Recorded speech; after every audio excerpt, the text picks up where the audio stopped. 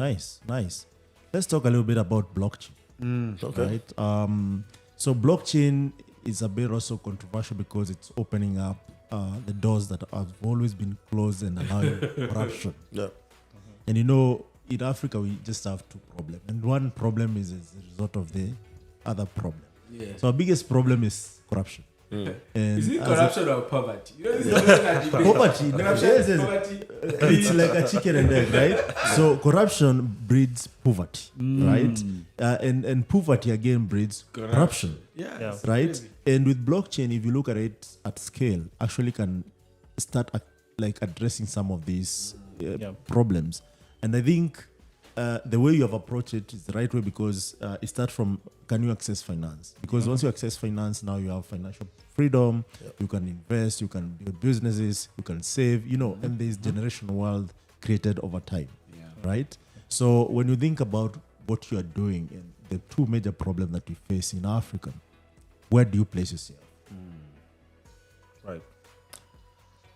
So, so the good thing is the technology actually resolves the first issue quite well, right? Because it's internet-based, it's the network is a public network. The It's information verifiable. is available. Coming from a Kenyan election, it's verifiable. It's verifiable. Yeah. There's no errors, It's verifiable, right? Like you mentioned.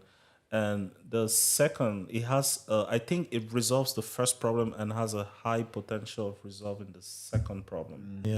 I won't say it resolves the second problem, right? Because it's just a technology.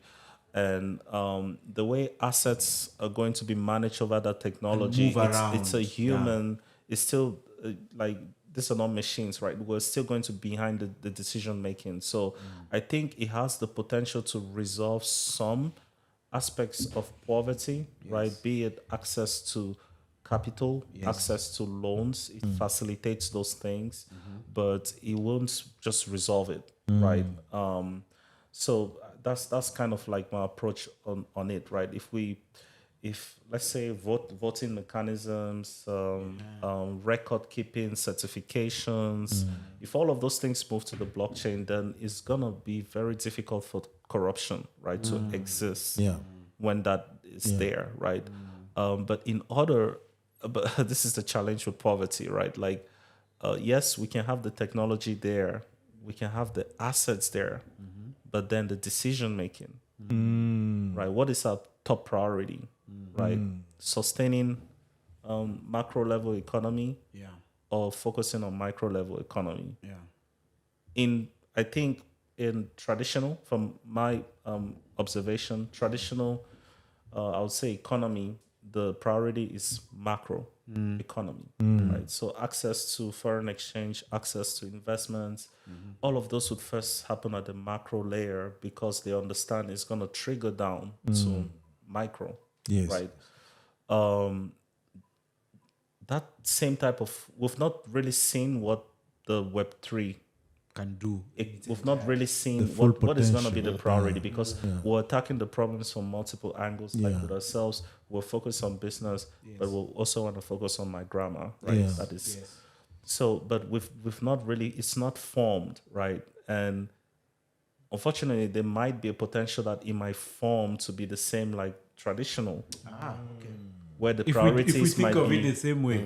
the priorities might be a lot more macro, right? Let's focus on macro trends and hope that it triggers, right? But you guys are Bottom hoping, up thing. yeah, that's what I was doing. So you guys are hoping this is very peer-to-peer driven.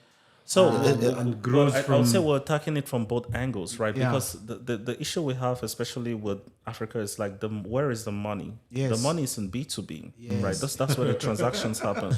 Those are the importers, right? But then Yes. why are they doing that? They're doing that for the B2C, Yes. because they're importing to do whatsoever to sell support the product. markets and grow our markets. Yeah. So to us, it's like, what if we have a model here where we're able to service the B2B and also the B2C? We'll have a diverse model. So maybe now that may put us on the driver's seat to actually give a picture of like what is going to look like in the future, right? Yeah. Is it going to be B2B the focus, right? Yeah. And it triggers down, or can we also focus as much? Can we put as much resources on B2C as we do on B2B, right?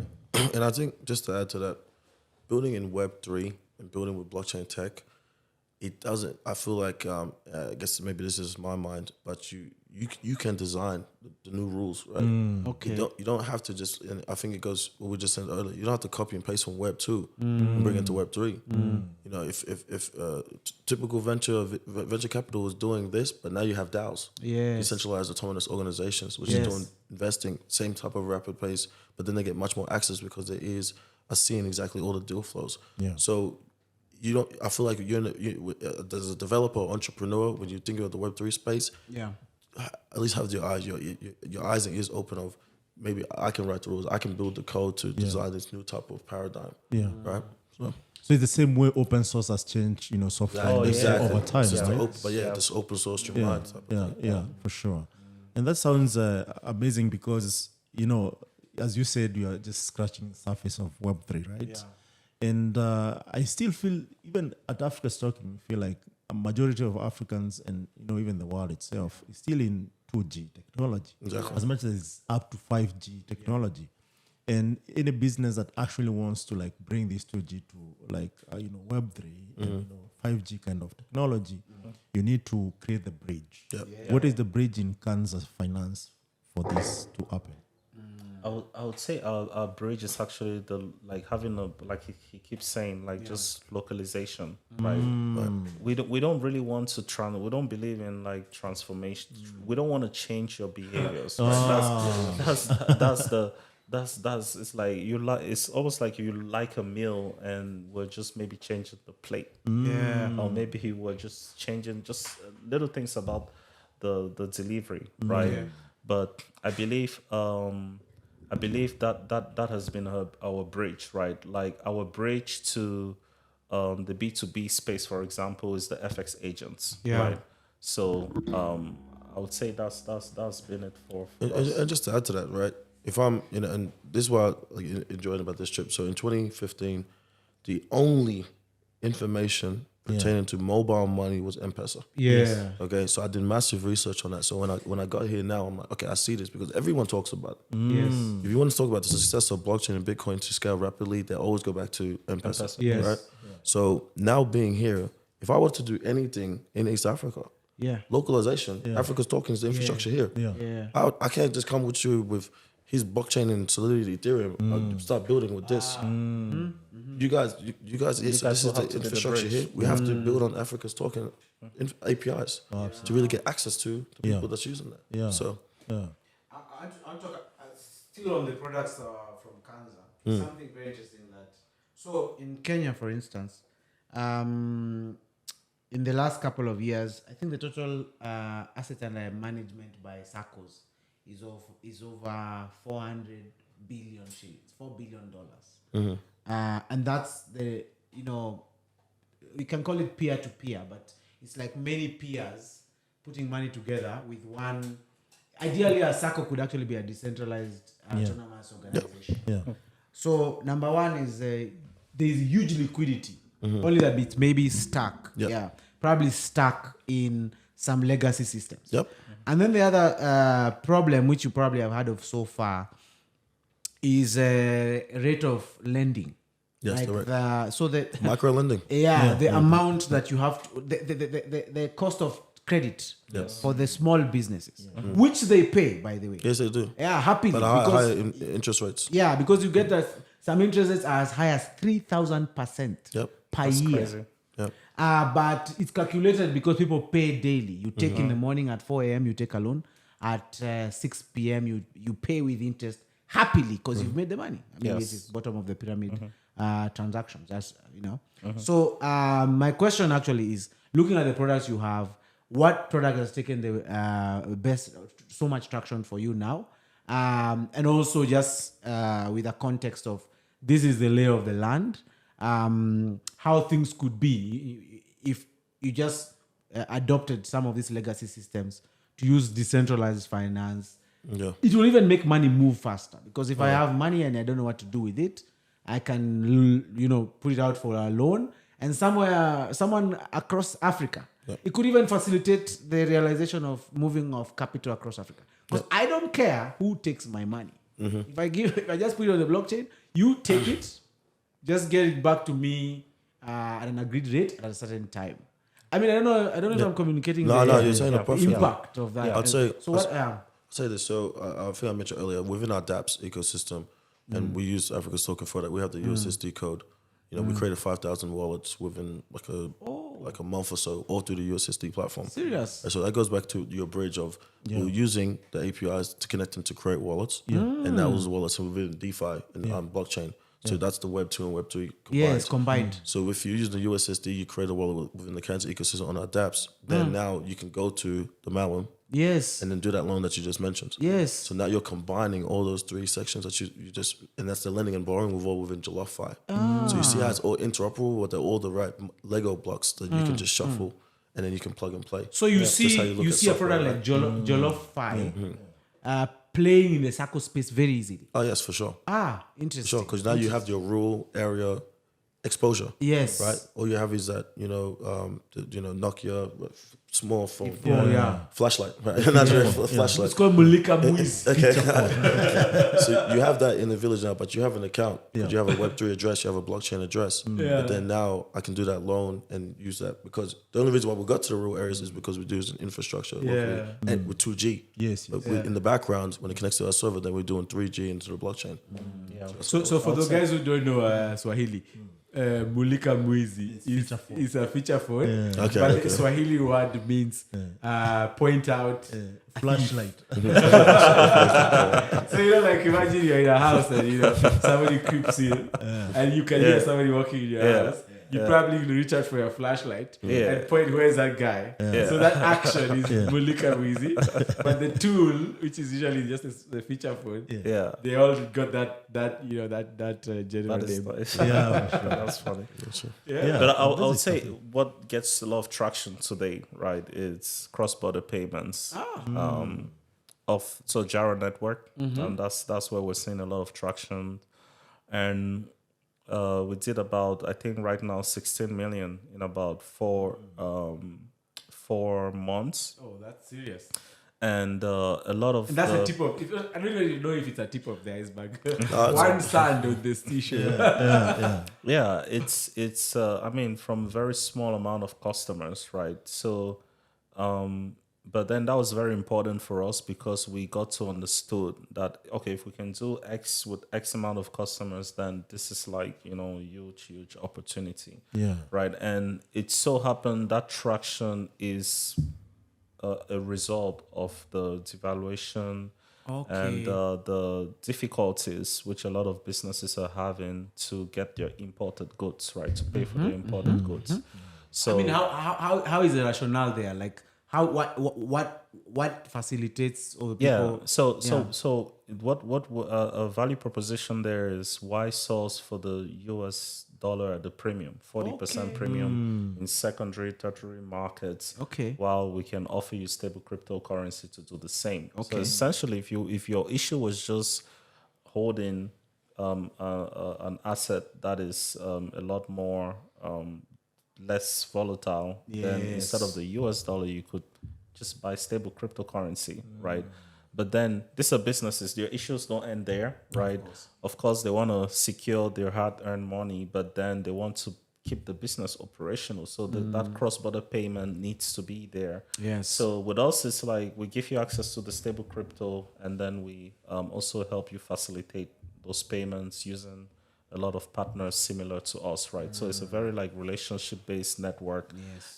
It's crazy because like they talk about correspondence banking, right? Okay. I think legacy. I think even in the crypto space, there's correspondence, whatever that networks. is. Maybe, I don't know. So it's like there's a lot of like, and this is very important. There's a lot of human behaviors that have existed for such a long time that we are going to take that into Web3. Okay. It's going to Web3 regardless, right? So the technology will change, the experience will change, but there's just certain things about us that are still going to exist there. And that's what I was talking about when I said we've not yet seen what the Web3 could what it's going to become. become like from an economic standpoint, right? So that's kind of my approach. Yes, so I think there's one pertinent thing with Web3 as we speak. The information and the knowledge about it. Even some or majority of devs don't really fully understand what Web3 is, and that's why even we have not like had a maximum potential. Even the in terms traction of, to even the adopt it. traction, Yes. So yes. Kansas City, since you're part of the leading, companies towards this. Any initiative to ensure that at least there is knowledge or knowledge sharing? The education and outreach is a very core fundamental. Yeah. We started very early on in 2017 with like an outreach grant from Zcash Foundation. Okay. So I was talking about financial and then privacy aspects of the cryptocurrency to African American students. Okay. But through that, we've Pascal have always, but that those exercises through outreach, which led us into let's build products because we understand when you get past the surface layer of the price is this, the price is that, the technology is what mattered. So now we have multiple different MOUs with universities. Nice. From the US side as well as within Nigeria as well, trying to expand. But we do, we've got a couple of grants with some of our partners to do outreach, and we do a lot of workshops and things like that. So Let's talk about that part, because also at Africa's Talking is something we've been thinking about for a very long time. Just take us through how you think about partnering with universities and accessing grants to train, because definitely one of the strategies that you may find very, very powerful is partnering with even more universities across the continent. One of the things I learned specifically from Cairo, there's the American University in Cairo. I've been past there. The fastest way to introduce your culture to a society is to partner with a university. Yes. Because when I went to Cairo, I can bet Cairo is the most Americanized city in Africa. Sure. But if you look at the reasons, it's probably one of the influences of the American university in Cairo. So bringing in a new concept, new idea, going with the universities.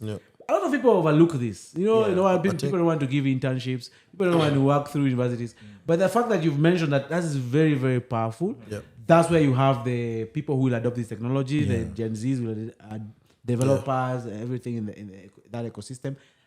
Just take us to what you think, how you think about that. And do you have to split your company so that or have a subsidiary that applies for the grants? Well, just talk about that a bit. No, for sure. I think I mentioned earlier, like I come from like really research type of background. Yes. So like always being involved in the school has always been like a priority of mine. So the school as well, it gives you access to users, right? It gives users, right? So if you're looking at them from a community part, yes, you have developers there, right? You got people that's doing their master's thesis, their senior project. So they're going to build off infrastructure tools like your own APIs. So that's really way. But I think the Web3 core, the peer-to-peer, is community building. Yeah. So being in the community, that's how you scale out, because you need other people's input. I think within the open source space, you see that everything is free out there. Now you can build on top of that. So I think going within the developers, building that, being social, creating Telegram groups or WhatsApp groups, etc., everything is community driven based. So yes, the students in school give you a perfect base for that, and then you have young innovative people, because it's not my parents that are going to be coding on Web3. It's true, right? It's this Gen young guys, TikToker guys, and all these new players, because they're forming these new paradigms. Even they're the ones who accept that concept. Exactly. The fastest. Exactly. I think that's where we're, and obviously, like I said, we do the workshops, and then I think the concept of when you do things in the social impact space, you do it with the right mindset, the business part's going to come, because through social impact, there's always going to be these side things. You talk to somebody that it's like creating introduce you. demand, Exactly. not you like saying these are business. And in terms of like the resource towards that, right? Because obviously just the business already requires a lot. Right? And I think I can safely say at Canza Finance, we made sure everyone is a leader, right? Like it doesn't matter what role you have, you're in a position of leadership. And there's certain responsibilities that come with that, right? Education is one of them. So pretty much I would say almost like, I would say a good chunk of the company, right, that just has this, hey, there's an event going on there, go and be part of it. Oh, there's this opportunity to go educate this group of people about cryptocurrency, go be part of it. And so we've just built that culture where it doesn't feel like, we feel like it's part of a role, right? But it's not per se like on your role description. I would say it's kind of like our responsibility. Honestly, we feel like it's a responsibility that comes with what we're doing, to go out there and educate, allocate time to ensure that we're educating folks, we're building the right relationships with universities, and we always keep them engaged. Internships as well. We've had some internships in Nigeria. We've had internships also from what's the school in London, Oxford, right? Quite interestingly. Oh, that's interesting. So like we are always plugged in, right, to the universities, and it's quite interesting. Like I would say the university students today are a lot sophisticated. They know what you're talking about, right? I was talking in a university in Nigeria, and I was talking about crypto, and I think the students probably didn't want to indicate that they're trading crypto, so they were all acting like they don't know. But they were coming right after the conference, they were asking me some really sophisticated questions. And I was like, how did you know about that? And they're like, oh, I built like 3 dApps. Wow, nice. So it's like the students are such a great resource, right? So like you can I would even say, before you go out there to the general public, go to the students and see what your impact there could be. Yeah, like the Twitter, the Discord, that's where they, you have to bridge that gap, right? This is what they're using, so create those communication channels. So that's how I see it. Beware the yeah. Yeah, exactly. So I like the idea you've really built up with the community. One of the challenges the community has is raising. Which is why I was very excited when you're talking about writing grants and being. One of the challenges community leaders have is raising money. So is it that Getting maybe resources. getting resources? Is it that maybe and also it's not always obvious that you'll get a grant. That's another trick. But of course, coming from education background, research, you probably have honed their skills. But is there also something to do with aligning with a brand? Because of course, if Canza Finance asks for a grant to do something, or a partnership, a social impact partnership, it's easy to find some maybe easy, maybe not, to find support. How do you see that space, especially? I think how do we make community sustainable? Basically, that's a very important question. Okay, the community sustainable aspect, when it comes towards filling out applications and things, I think that comes from just like the American aspect of it's very document. Like I feel like if anyone doing visas or passports and things, you see how very like stressful, straining it is, right? It's very so. But those type of applications are in academia space. Like all this research comes from academia space. That's why when you develop it on GitHub now, you see those are even like the DAO applications and all these other things. So I think number one, it's a numbers game as well. But like I said about the 2017, our first project in blockchain space was my head of computer science. I said, I want to go and bring a workshop here, because when I defended my thesis, it was just for people that had no idea what's going on. Okay. So I was like, each one of these grants have an outreach or education or resource. So how do we frame this? Institution. Okay. And then our company. And then that's how we got some right. So with that institution, that's going to give you a little bit more to what you said, is that brand aspect. Even though I had nothing, like it was just me. That was the first stepping stone. You just got to keep building. It's always hard. It's like when people say it's a make your first million or whatever. It's always hard to do the first step. Right. But once after that, you just keep building upon that. But like I said, you have education institution exposure.